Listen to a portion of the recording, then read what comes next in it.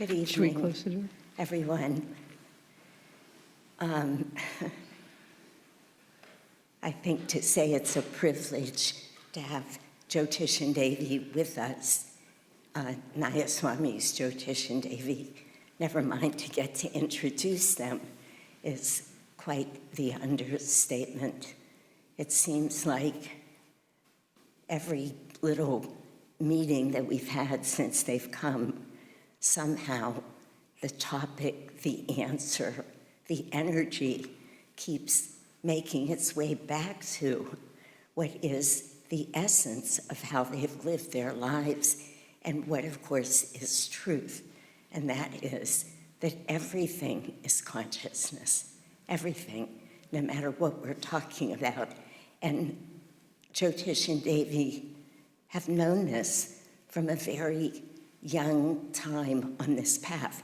Clearly, it's not their first time around, and have been able to live that example for us of really what matters in anything and everything we do is raising and expanding our consciousness. They both met Swami Kriyananda. Jyotish met Swami Kriyananda. I think many of us here know this, before there was an Ananda, and really helped right from the very beginning create this extraordinary community. But it was only 3 years later that Devi came, and I don't think it was that much later that the two of them were married. The adorable story is Jyotish went to Swamiji and said, "I think I'd like to take Devi out on a date. What do you think?" And he said, "Why don't you just skip the date and marry her?" Why bother with all that? Just get married. And of course, you know, really, it's an adorable story, but it speaks to the essence of discipleship and how they've lived it, because that's exactly what they did. And just imagine that, somebody saying to you, just marry her. And that was it, that's what happened. And they have had this lifetime together, living these teachings, sharing these teachings, now all around the world. Tonight we were at dinner, and it doesn't matter what the topic was, but at some point Devi said, this is what really matters. You find a higher purpose in life and you live it. You find a higher purpose in life and you live it. And that's what they do. Whatever has been asked of them, starting communities all over the world, teaching all over the world, really sharing their consciousness that they received so beautifully from Swami Kriyananda, from Yogananda through Kriyananda, but just open to that energy, absorbing it, finding that higher purpose and living it, and now really sharing it. So their words are always wonderful, and I imagine that will be the same tonight. But sitting in their presence, in their energy, is the gift to us.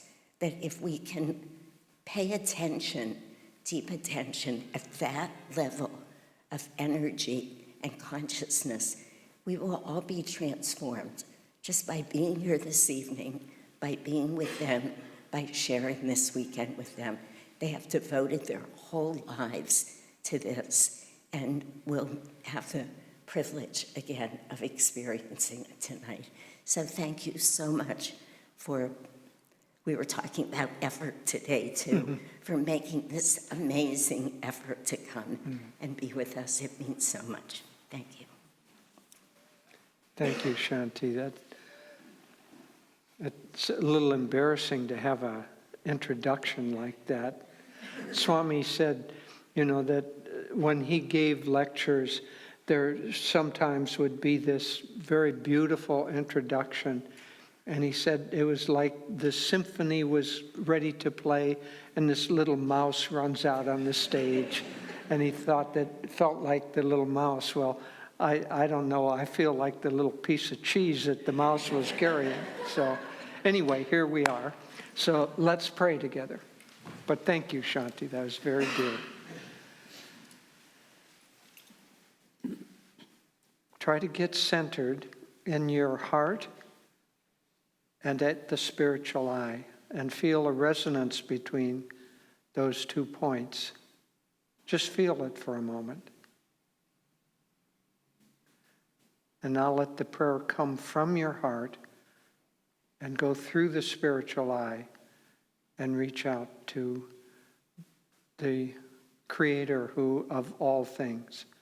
Heavenly Father, Divine Mother, Friend, beloved God, Great Masters, Jesus Christ, Babaji Krishna, Lahiri Mahashaya, Swami Sri Yukteswar, beloved Master, Paramhansa Yogananda Ji, saints of all religions, we humbly bow to you all. Beloved Master, beloved Swamiji, we lay the flowers of our devotion at thy feet. Help us raise our consciousness, expand our consciousness, so that we see everyone as our very own, everything to be shared and to be loved. Om. Peace. Amen. And we've been promised music. Life is a dream, time like a stream, carries our burdens away. Never despair, joys everywhere. Love can befriend you today.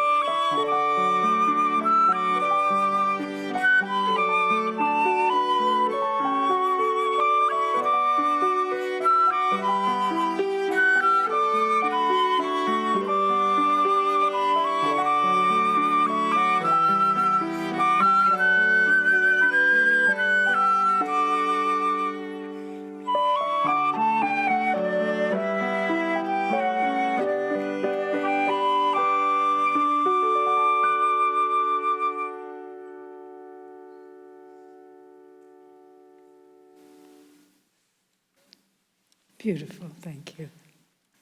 Yeah, really beautiful. There's something about the combination of a cello and a flute and the piano that is just magical. Speaking of magical, we spent this morning, we went out to the farm, and it was really magical. You know, Shanti was talking about how everything is conscious and consciousness, but most of the time we go through life a little bit, unaware. We go through a little zombie-like, you know, we walk through, we don't see things. I remember when I was first coming on the path, by the way, on Sunday, I will celebrate the 59th anniversary of my meeting with Swami Kriyananda. But soon after I met him, I started becoming aware of things that growing up in Minnesota you aren't likely to be aware of. So living in San Francisco at the time, I was completely unaware of anything having to do with astrology. And after meeting him, as I began to walk down the street, I began to see signs, zodiac signs, and astrological readings, and I was completely oblivious to it before. And so most of us, with most of the world, are oblivious to what's around us. And we're going to speak tonight on being a steady light in changing times. And part of being a steady light, part of being a light, it isn't anything outside. It is, as Shanti said, it's the raising of consciousness. And the light comes from our own consciousness. It doesn't come from anything exterior. And so in order to be a steady light, we have to increase the light of our own consciousness. But coming back, we've spent this magical morning out at the farm. And I don't know how many of you happen to be fans of Lord of the Rings, but Devi and I are. And there's a beautiful line or section in there where the characters enter this old forest, and it's kind of frightening. And but the scene takes place, and one of the characters said, "It all began when the elves began waking up the trees, and now the trees can talk to each other and they can move." And because mankind had been malevolent toward them, they were turning malevolent toward us, which is true of nature. If we're friends with nature, nature is friendly with us. If we're the enemy of nature, it will send a few tornadoes and hurricanes and earthquakes and remind us that we aren't really in charge. But coming back this morning, we were at the Ananda farm out by Half Moon Bay, and it was as if the land there and the plants and the consciousness had been awakened. It was functioning at a higher vibrational level, and you could feel the plants not only were alive, but were responding. Sai Ganesh was talking about the fact that when he loves also to farm, but when he first went out there, there were some lime trees that were barely producing. And he started working with them and talking with them and befriending them. And now they produce so many limes that like 2,000 a year, and they have double harvests going on. But see, as we put out consciousness, if we put out friendship and love and caring, then the world responds back to us with those same qualities. In fact, there is always a resonance between what we put out and what we get back. It's the law of karma. And it's one of the fundamental laws of the universe. And so whatever we put out, we get back. So now we come to changing times, and we look at the state of mankind and of general consciousness, and all of the great masters, it's almost like they're so frustrated that mankind keeps having these suicidal wars that are going on. But it all stems not from the warfare itself, from the consciousness of greed, the consciousness of not caring about anything other than a smaller circle.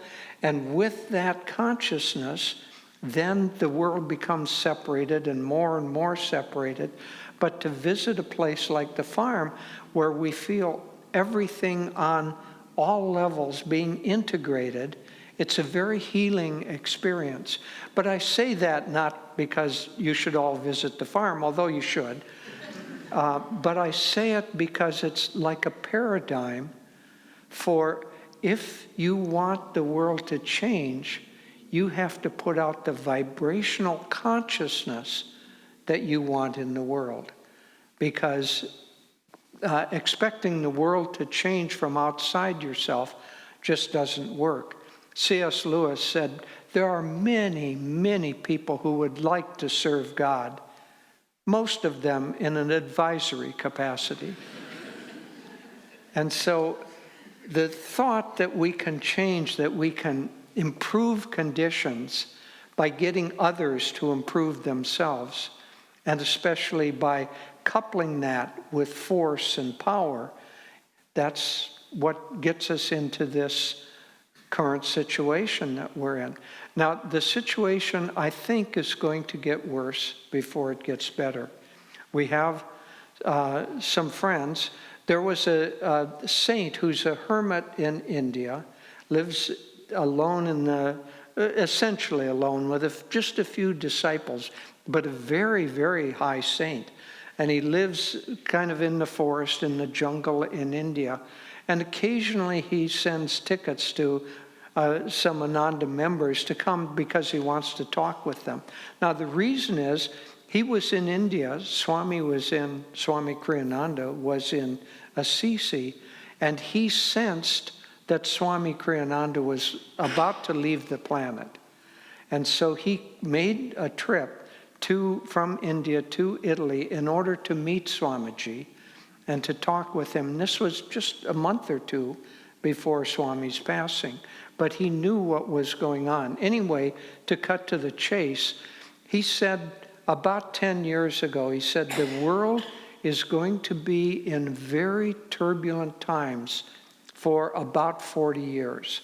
Now, there have been a lot of predictions that there are turbulent times. We'll come back to that. But he said the world will be in very turbulent times for about 40 years. But out of that turbulence will come the desire of mankind to live with more sensitivity and live with higher consciousness. For those of us who are part of Ananda, he also said that at the end of that time, Ananda will emerge as one of the most popular or best known, most influential organizations. He was talking about India at the time. But it isn't because Ananda or the organization. He said it is because Ananda is dedicated to doing the will of Babaji and these great masters.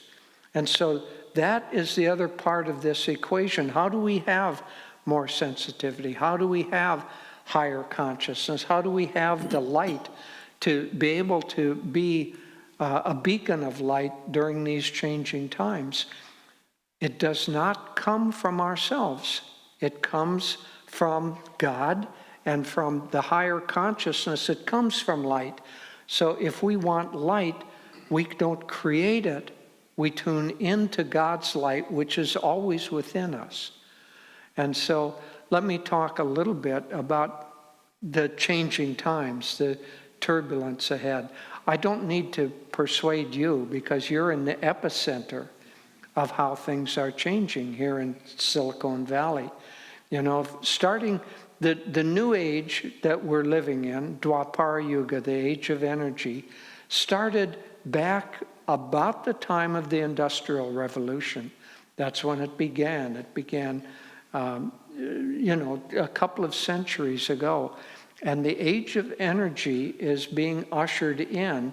And the age of energy changes things. It moves things around. And so those who are dedicated to keeping things the way they were before the age of energy are very upset and frightened. And they're out of fear. They are doing everything that is possible to keep things the way that it was when their consciousness was in the ascendant, which was in Kali Yuga. And so I like to put it as an analogy that if you have a pan filled with water, when the energy is low, it means the temperature is low, right? And what happens to water when the temperature is low? It freezes. And so when you have frozen water, you can cut it into little blocks and you can separate those blocks and they stay where you put them and they don't mess around with trying to mix religions, mix races, all of those things. They can be kept separate. But now in the age of Dwapara Yuga, which we have entered into, the temperature is rising, the energy is rising. And so now what is happening is that the melting process has started, and those who are committed to staying as a block of ice don't like the melting process because you can't keep that water separate. Once it's melted, it begins to merge together. And so they're dedicated to trying to keep it separate. One of the things that Ananda does is we have wonderful, wonderful schools. Schools are the hope for the future because Master started out, as most of you know, as an educator. Because in India, they understood the value of having an integrated education where it's not only intellectual and physical, but also emotional and spiritual, and all of that integrated together.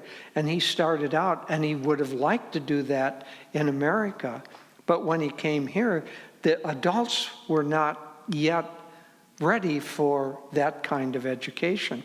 So he kind of reluctantly said, well, first I have to educate the adults. And so he dedicated himself to uplifting the consciousness. Of course, it was all God's will, but it's an interesting play because if we can start early enough to produce integrated people, then as they grow up, that integration is there.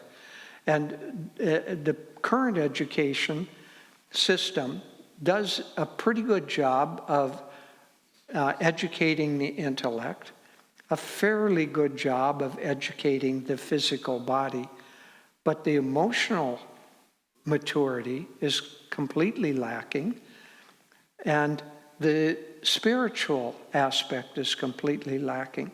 And so without that integration in children, then the adults grow up and they're unbalanced. And so if you have a whole adult population that has very little emotional maturity, meaning they don't really care about other people, they don't really have the ability to challenge, to control their own reactive processes and so on, then you have an unbalanced society that just gets perpetuated. So Master wanted to start with the children, but he couldn't. But we're helping do that. But coming back to this thought of the changing times and how we're going to be able to deal with them, as these times begin to accelerate, as I was saying, there are people dedicated to keeping things as they were. Ananda has an online high school, And as part of that online high school, we are educating about 50 or 60 Afghani girls. And it's dangerous for them because the Taliban wants a society that looks like it was in 1300 or 1400, and they're dedicated to trying to keep things that way. And so educating the girls changes that paradigm for them. And so these girls have to sneak in and hide their computers or hide their phones because the Taliban will come and knock on their door and do surprise raids. And one girl wrote that she used to get so frightened when the Taliban came that she could barely even stand up. But then, through the high school, she learned some simple meditation techniques, including Hong Sa. And she wrote, one of the people who are teaching, they have the veil, hijab, is that? Anyway, the veil, she put the veil down, which is required as the Taliban came in. She said, I just stood there inside the veil and did Hong Sa, and I was completely calm. And they looked around, they couldn't find anything, and they left, and that was it. But see, the point I'm making here is that there are people dedicated in these turbulent times to trying to move things back to the way that they were. And there are people dedicated to trying to move into the future with Dwapara Yuga, with the age of energy. And so you see this clash going on, certainly in America, but all around the world, where there are people trying to keep everything separate and other people trying to merge things together. Well, Yogananda wanted eventually to have, he said that first there's a United States of America. This was speaking way back. Devi and I received on behalf of Ananda a few years ago at the UN, the Global Peace Ambassador Award. And so we read Yogananda's prayer during our little talk there for a united world. But Yogananda said, first there will be a United States of America, then there will be a United States of Europe, then there will be a United States of Asia, and finally there will be a United States of America, of the world. And so he saw eventually there being a world without boundaries, a world without borders, without clashes, without separation. But our challenging times that we're going to be going through is partly that. It's partly that Devi put it well one time. She had a very good line. So it's like we came from the age of dinosaurs, and now we're moving into the next age. But the dinosaurs are still around, and because there are heightened energy, she said it's like the dinosaurs are on steroids. And so you look around at the news headlines, and what you're seeing are dinosaurs on steroids. And if you think that that's the future, then you're going to have difficulty navigating these times.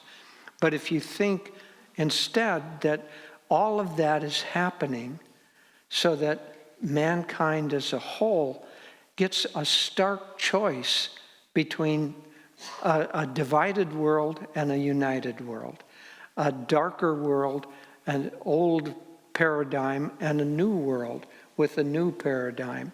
And having that choice, mankind will rise. So this saint in India, he said that we're going to have, call it another 25 years of this kind of turbulence, at the end of which mankind will move ahead because, generally speaking, we will now choose to move into the more unified energy of this melted water that begins to mix and doesn't have borders. Hard to put borders in the middle of the ocean. They don't stay there very well.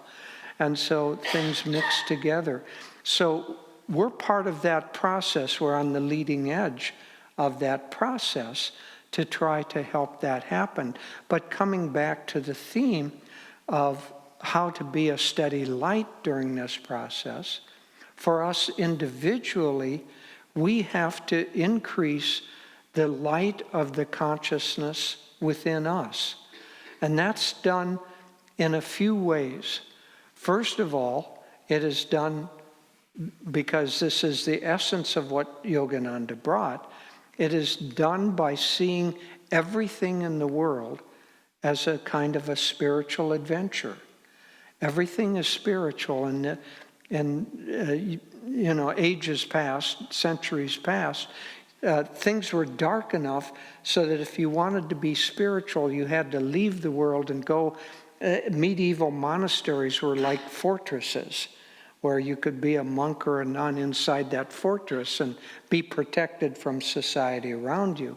But now that time has passed, and we have to take down those walls, and we have to see that you can be in the world, but not expecting your happiness or your fulfillment to come from things that are outside of yourself. And so that's the age that we're trying, all of us collectively, are trying to usher in, is this age where the collective consciousness is moving toward times without as much separation, times of higher consciousness, times when we can walk in a garden and see the plants not as something that you have to move out of your way, but as conscious, as something that wants to interact with us. We went to a place, we give weekend retreats in a place outside Bangalore in India, and the woman who started it had a kind of a magic. When she got the land, it was absolutely barren. It was kind of hard soil with one single tree growing on it. And so she started planting trees, but she would walk the entire property every morning, and she would talk to every plant.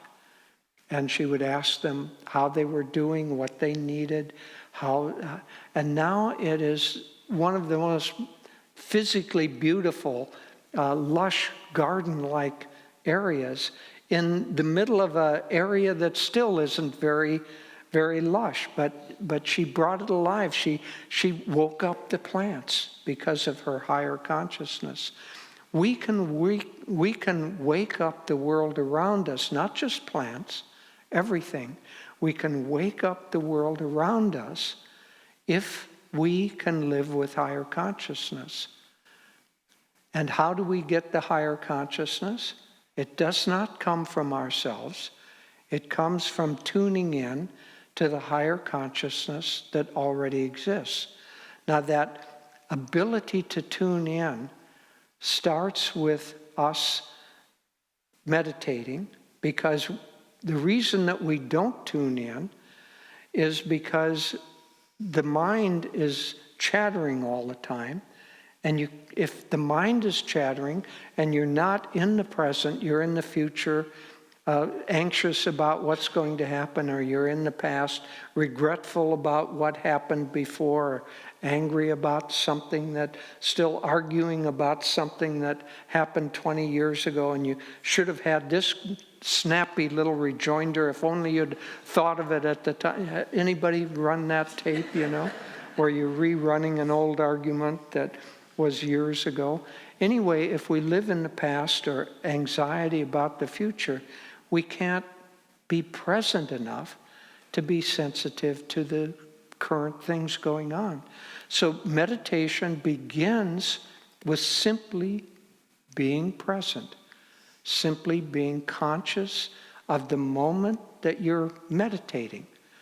And so the techniques of meditation allow you to calm the mental chatter of the mind sufficiently so that you can tune in more sensitively to call it more eternal realities of who you are.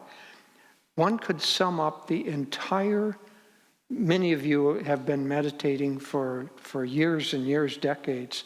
You could sum it up, the entire practice of meditation is trying to wake up to your true self, which is the soul. And that soul is incarnated over and over and over and over again. And right now, you're thinking that your reality is the soul's part that it is playing in the drama of this particular lifetime. But it has incarnated again and again. Devi and I have both written books. I've written one on service. But in there, in my book, I give a visualization in a chapter about the evolution of the soul. But the visualization is this. Imagine that you're sitting in a big arena, like a football arena. And the arena is a big one. It holds 100,000 people. And you're sitting right in the front and on a seat. And some of your friends are sitting right close to you. And you look up and you're looking at all these 100,000 people, and you notice that there's a pattern. And way up at the highest part of the back part of the bleacher are the roughest characters. You know, they're unkempt and they're drinking and they're just rowdy group up there. And then as you look around, you see that it gradually gets more and more refined as it comes down. And finally, in your row, the people in the last 2, 3, 4 seats next to you are very refined and they're spiritual. And then you realize that what you're looking at, every one of those characters that you're seeing, was you in a former lifetime. Now that is the soul's journey. So if you think that you're only this body, you're missing out on all those other 100,000 people that were you. So the whole of meditation is to break the delusion that this lifetime is our only lifetime, that this body is, and mind and personality is our reality. We're trying to get to the soul nature. And if we can get to our soul nature, then that soul nature is naturally and always aligned with God, the consciousness of God and the will of God. So by meditating by calming the mind, calming the restless chatter sufficiently, we begin to see our eternal qualities. We begin to see ourselves as peace, as joy, as light, as the sound of Om, the vibration, the different aspects of God. But here, because tonight we're talking about light, so in meditation, if we can calm the mental chatter sufficiently, we begin to see light at the spiritual eye. And as we go deeper and deeper into meditation, we begin to see that that light is our own consciousness. It's our own higher consciousness that's shining. Now, if we can tune in to that, that then gives us the light of consciousness by which we can not only ourselves navigate challenging times, but we can help others navigate challenging times. And so I would say that is really the job that we have in front of us, is tune in to our own higher consciousness and then live with that higher consciousness as an example. Because if you just go out and try to talk about it and you don't have it, Master used a beautiful image. It's like a paper bullet shot out of a toy gun. You know, your words, your ideas have no real power to them. But if you have it, and work, because it takes work. Anything worthwhile is going to take effort. So we need to make the effort in order to tune into these higher nodes of consciousness, but they aren't exterior to us. They're interior, And as we tune into them, then we begin, like the plants out at the Ananda farm, we begin to wake up. We begin to see the integration. We begin to see finer realities. We see that plants are consciousness, that plants are conscious, that animals are conscious, that, believe it or not, that other people are conscious too. Even those who belong to a different political party, they're conscious too. But everything is consciousness. And as we get more and more integrated in ourselves, that journey of consciousness basically never ends. We get more and more subtle in our perception. So someone like Yogananda, the great master, he said, there was a beautiful talk that he gave that I read this story of.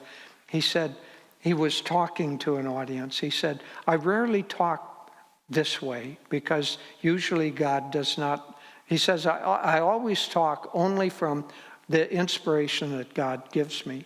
And usually God does not give me the inspiration to speak this way. But this evening he did. And so I want to tell you that I see all of you. I see a world with 3 dimensions, depth and width and height. I see that world of 3 dimensions. But I also simultaneously see a dimensionless world of consciousness. And that dimensionless world of consciousness is our own greater self. So he, being a master, he was in tune with that.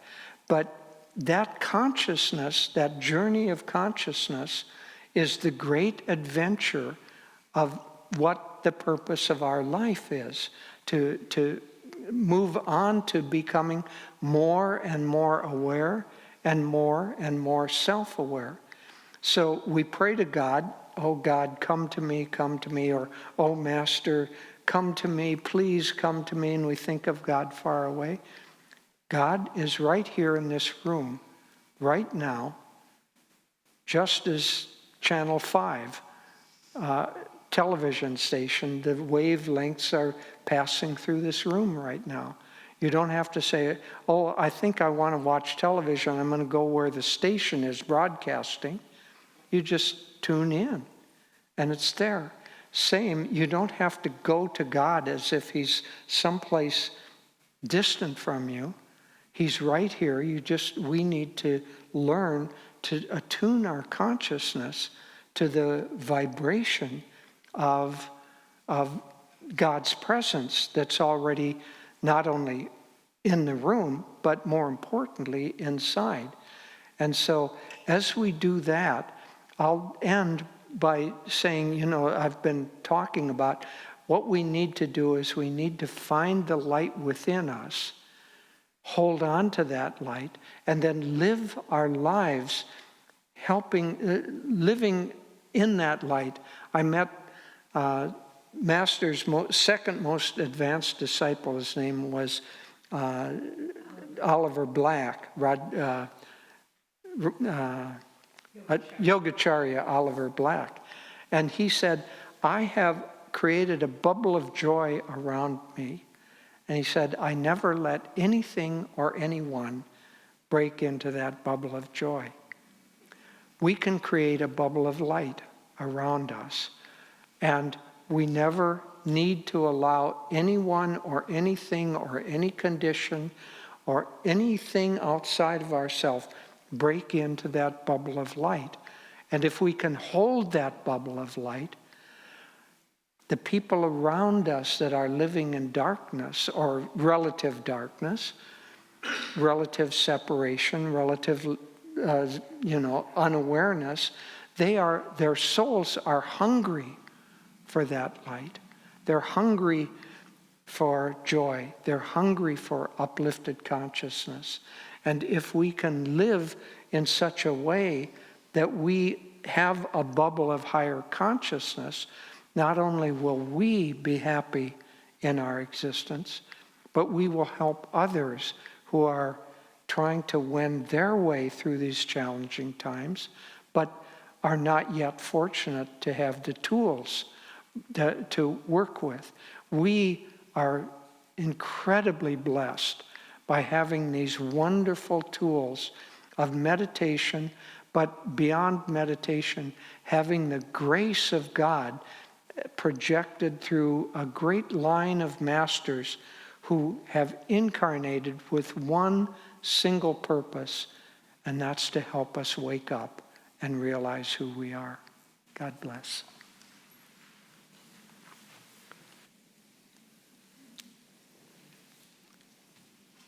Thank you. You're welcome. Now your turn. Oh, dear. Well, first of all, I want to also thank you all for joining us tonight. And many of you, most of you we know, some of you first time that we've been together. But one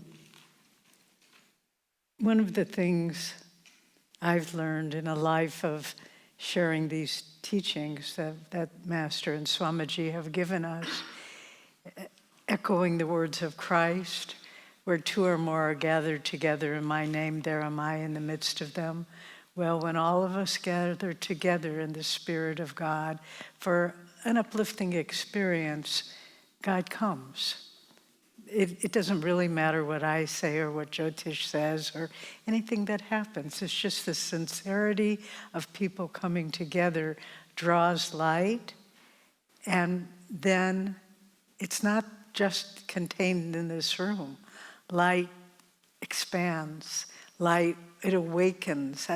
We have a beautiful temple at Ananda Village, and it's a dome, and there's an open skylight at the top, and I always feel like the light that we're experiencing is going out into the world.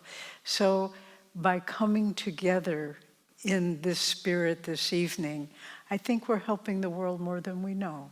Just by your receptivity, by your sincerity, by your interest in what we're sharing tonight. So thank you for coming, and thank you for sharing the light this evening and hopefully throughout your life. When Master came to the West in 1920, he came sent by our line of gurus. Most of you know the story from autobiography, but he came with a world mission. He came to the West, particularly. He was sent by the line of gurus, but he had many mission statements, about 10 or so, not a whole lot. But one of them was to unite East and West, to bring the strength and brilliance of India and the strength and the accomplishments of the West, particularly America.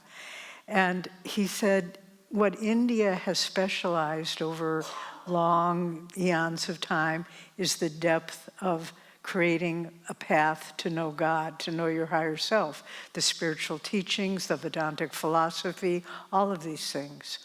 And what the West has specialized in is practical efficiency.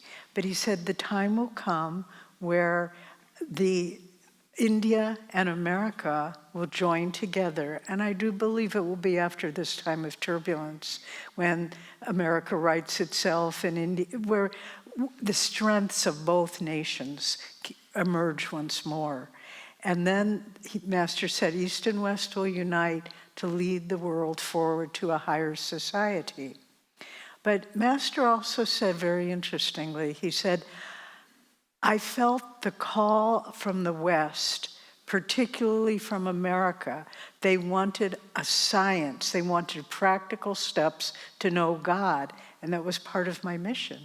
And so they brought the science of Kriya Yoga and meditation, because people, he said Americans and Westerners, they like practical steps of how to do it. And there was a hunger that traditional religions were not feeding of the way to raise your consciousness. And it wasn't enough to do rituals. It wasn't enough to just go to church and do the outward symbols of devotion. We had to experience it. And this is what India has brought to us. And a friend of ours just wrote us today he said, he's a Westerner, but we go to India every year in the fall, and he's never been, and he'll be traveling with us, Sanjan, for those of you who know him.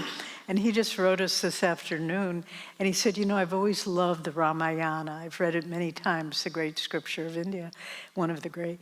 And he said, I just read that in 1988, all the sanitation workers in India went on a nationwide strike, and there was no picking up of trash or cleaning the streets or anything. And the reason they went on strike in 1988 was because there had been a government production of the Ramayana on television, and they stopped it. And so all the sanitation workers went on strike till they began doing the series again. And then they did, and they went back to work and collected the trash. But what does that say about a nation? The sanitary workers, that was the most important thing to them. And they lived from, hand to mouth, but they were willing to sacrifice their well-being so that the Ramayana would be produced again. And that level, we were talking with Sai Ganesh in a group at lunchtime. One of the things we love teaching in India and sharing is there's an instinctive understanding of what's true, what's real. And that's what Master came to America to teach us, to share with us, that this world isn't what it seems. That don't put all your faith and your hope in that this world will bring you happiness, because it won't. And this is such an unusual concept for the West. Well, if I only get a bigger bank account, if I only get a new electric car, if I only get this right relationships, and then I'll be happy. Well, the teachings of India, no. Where does happiness lie? It lies inside, or not at all. And if you don't find it inside, you won't find it outwardly. But how do you find it inside? You find it inside by the things we've been talking about, by exploring our own inner consciousness through meditation, through devotion to the Guru, attunement with the Guru. And, if we're only caught in this world of delusion, we think that's going to make us happy. And I'm going to tell one of Jyotish's favorite jokes about this. These three rough guys, kind of criminal types, appear at the pearly gates, the gates of heaven. And they say to St. Peter, well, we want to come in. And he doesn't quite know what to say. We usually don't accept people like you. And then they said, well, the priest told us if we repented of our sins, we could go to heaven. And St. Peter doesn't know what to say. He said, let me go check with the boss. And so he runs up to God and he said, Lord, there's these three tough-looking guys at the pearly gates, and they want to come in. They said that their priest would, that if they repented of their sins, and they said they repented. And God said, well, it's true. Go and tell them they can come in. So St. Peter goes out, and then he comes running back. He said, God, they're gone. And he said, the three rough guys? No, the pearly gates. So, well, which would make them more happy? Making off with the pearly gates, or truly repenting of their sins and getting into heaven? Well, this is what, as Westerners, we have to begin to convince ourselves where happiness lies. And it's not in outward things. And not just happiness, but the ability to navigate the unimaginable series of challenges that every single one of us faces in life.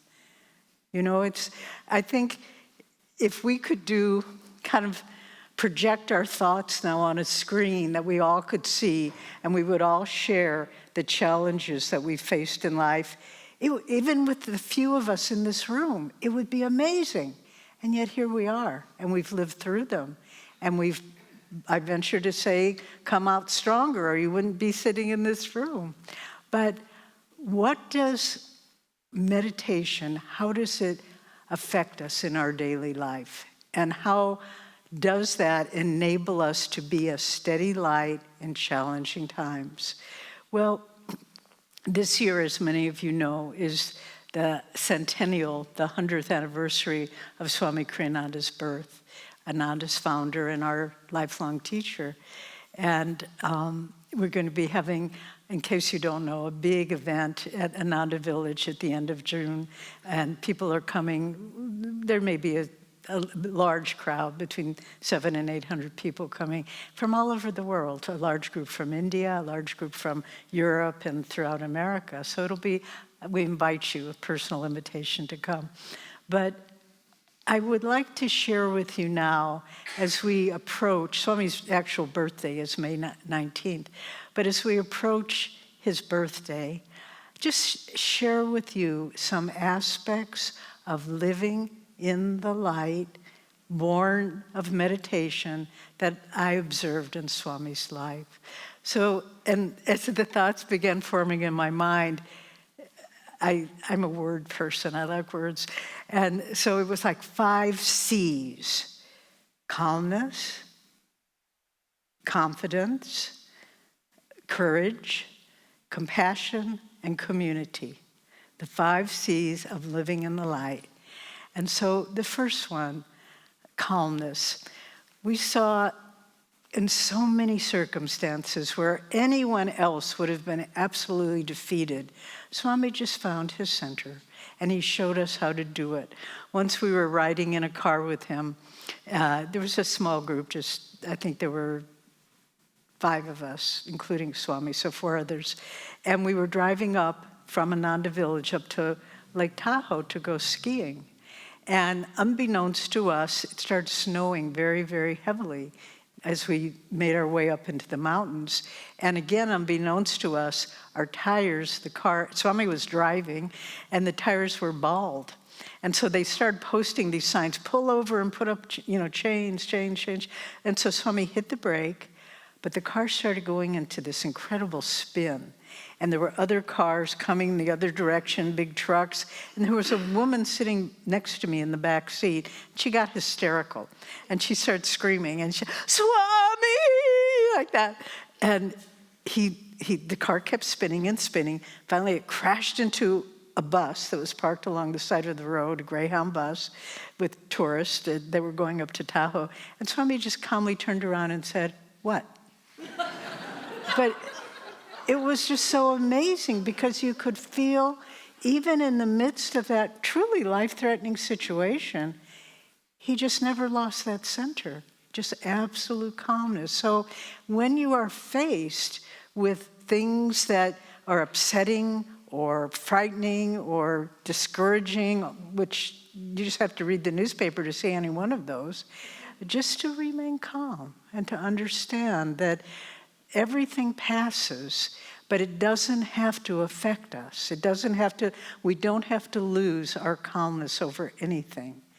And then we'll go to confidence. And confidence is, I don't mean, oh, well, I know what I'm doing and I'm very important. But confidence, by that I mean confidence that God's in charge. Faith in God no matter what. And we saw this so many times in the history of Ananda when, for example, the community, the village, 1976, was hit by a big forest fire, burned to the ground, and we had no insurance. We had, it could be quite discouraging. We had no way to rebuild. We had no places to live, et cetera, et cetera. And they found out that the cause of the fire was faulty road equipment that belonged to the county that were shooting sparks into the dry grass. So every one of our neighbors who was also burnt out, although we suffered the greatest loss, they sued the county and settled out of court for millions of dollars. Swami wrote a letter to the local government and he said, "We did not come to this county to take, we came to give. We are, just to reassure you, we're not going to threaten a lawsuit. We will find a way to rebuild our community." And we did, and we did. God knows how, but thank God, he does know how. And we were able to do it. And it just, that confidence that no matter how bad it gets, There's a solution that God is just waiting to play out for you. And never doubt that, no matter what the losses look like, no matter, and I could spend a long time talking about all the divine intervention in the history of Ananda, but I've lived it and I've seen it. And just to share with you, have that courage and the confidence to know that God's in charge. Don't worry about it, however bad it seems. This isn't part of Ananda, but we saw a wonderful movie some years ago called Return with Honor. And it was a documentary about the American fighter pilots who had been shot down during the Vietnamese War and were captured and put in what they called the Hanoi Hilton. It was a prison in Hanoi. And for several years, and they were tortured every day. And there was one man, he told a story. All the survivors all told their story. And he was a devout Christian, and whenever they would come to torture him every day, he would do verses from the Bible, Psalms, just try to visualize Christ. But one day they dragged him out, and he was so beaten down and body broken, and he just said they began what they were going to do to torture him, and he just prayed to God, and he said, God, I have nothing left. You're going to have to take over now. And he said he felt this wave of energy just flowing around him. And he looked at the man who had been torturing him every day, and he said, don't you understand? There's nothing you can do to hurt me. And the man was he felt the power of God, and he ran out of the room, and he never came near him again. But to have the confidence that God will get us through this. And if you can do that, then your light stands steady because nothing can put it out. And then the courage, too. The courage to stand up in the face of no matter what happens and say, I can do this. I can do this. And, Ananda had a huge legal battle that many of you know about, but it took courage to keep going and courage to keep fighting and courage. I'm not talking about recent things. I'm talking about in the 1990s this was. But we finally won. And after a 12-year battle, and our lawyer, who at the time, he wrote a book called The Fight for Religious Freedom. And in it, he said, this book is dedicated not only to Swami Kriyananda, but the people of Ananda who had the courage never to give up. And that's such an important point. And it all ties together, having the calmness to remain centered no matter what happens, having the confidence to know that God's in charge, and then you find the courage. I can do this. I remember right after the fire when it was particularly challenging for Jyotish and me because we have a grown son, and he had just been born 11 days before the fire. So it was not an easy time to lose everything you owned. But Swami came up to me right after the fire, a few days afterwards, and I was still kind of shaky, and he looked at me and he said, how are you, Davy? Well, that's good. And he just walked away. He didn't give me a moment this is so hard. But he was just saying, have the courage to live through this. And it all turned out beautifully, just beautifully. Someone wrote us a letter a few years after the fire, and they said, how fortunate for your son to be born at such a time when so many prayers are being sent to Ananda. And I thought that's a nice way to look at it. So then, so we've talked about confidence, courage, calmness, courage, and confidence. But now, compassion. Master talks so much about just seeing the best in everyone. And maybe they make mistakes. We all make mistakes. Maybe they're foolish. Maybe they're idiotic. But just to realize that their soul knows. Each of us is wiser than we believe, that we understand. And even the most depraved person knows on some level where truth lies. And Master said, in his beautiful kind of a prayer poem dedicated to Christ, he said, the greatest act of compassion, the greatest miracle when Christ said from the cross, forgive them, Father, for they know not what they do. And it's good to live that all the time right now. Forgive them because they don't know what they're doing. And I not judge them, not hate them, not pray for their destruction, but just for forgiveness. So to have compassion now, it's the only way out. I mean, if a friend of mine was talking about, she was very politically upset and so forth. I said, don't you see what's happening? One of the forces of evil in the world now is divisiveness, and you got caught in it. Break free of that divisiveness and be a united energy that has compassion. It doesn't mean you agree, but you don't have to condemn. You can forgive and pray for them. Pray that they can find a higher self-expression. Jyotish mentioned when we were given, on behalf of Ananda, given that award at the United Nations. And I really think it was one of the greatest moments of our life to be in this room at the United Nations, and we read Master's Prayer for a United World from Metaphysical Meditations. And I just thought, wow. Thank you for letting us do that. In whatever way that might help people, it happened, And so to have that compassion for others, and then lastly, community. And what is community? It isn't a place. It isn't a building. It's a community of consciousness. And we can build that all by following all these things, by having forgiveness, by having the courage and the confidence and the calmness within yourself. But then to join with like-minded people, because that's what strengthens us. That's what gives us the ability. How did we get through the fire and the lawsuit and all of these different things? We had each other. That was really, we had God behind us, of course, and within us. But when we just looked at each other, we knew we could do it. I remember some years ago, many years ago, I'd just been at Ananda for a few years, I received word that my father had passed away, and I needed to go back to the Midwest. And on those days, every Thursday was a day of silence and fasting. And so I learned about it early in the morning, but it was a day of silence, so I couldn't talk to anybody about it. So I went into the common room, and there were people there that just come out of meditation. And I just stood there in their midst, and I couldn't talk to anybody, but I just felt their consciousness. I felt that calmness and that peace and that attunement with God and Guru.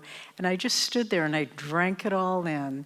And then I was able to get on a plane and go back to visit family in the Midwest. But I carried that with me. And that's the power of community. When one is a little low, the other can lift them up. And it just goes on in so many beautiful ways. When one is sick, another can help. But a community of consciousness. And this is born of meditation. We've had the wonderful good karma of being able to travel around the world and teach. And I remember once we were in Croatia, and hardly anybody there spoke English. And a few spoke a little, but they were going to chant some of Master's chants that they had translated into Croatian. And one woman came up to us and said, I know you don't understand the words, but listen to our devotion. And we indeed did and could. But that's why it's so important to have this wonderful center here in this area where the world is saying, no, I'm real. Find your values outside. This is where your happiness lies. And then just to be with people who are seeking to find the light within themselves. And so living in the spirit of community, coming to our programs, helping on work days at the Ananda farm, all the things that one can do. But these are the gifts that help us to keep staying in the light and being in the light. And the more we can do it together with all these wonderful qualities, we will help as this saint told our friends in India, Ananda will help usher in a new age, not Ananda as an organization or a church, but Ananda as divine bliss, what the word essentially means. And this is the gift that our great masters have given us, how to do it, the practical science of finding God within you and finding God's light and living that light and sharing that light. And it's the greatest gifts possible in this world. And I'll just close by saying, the more I try to tune in with what our Guru Yogananda Ji brought, the more I realize the scope of what he gave us. And it's not just outward things, it's not just techniques or teachings, but it's the grace to go deep in these teachings, to go deep in meditation, and to experience the light within us. And if we can, Master said, if you do 1/100th of what I give you, you can find God. So let's do more than 1/100th. Let's do everything we've got to find God. And I thought a really nice way to close was to ask Anaya if you would have the choir sing Thy Light Within Us Shining.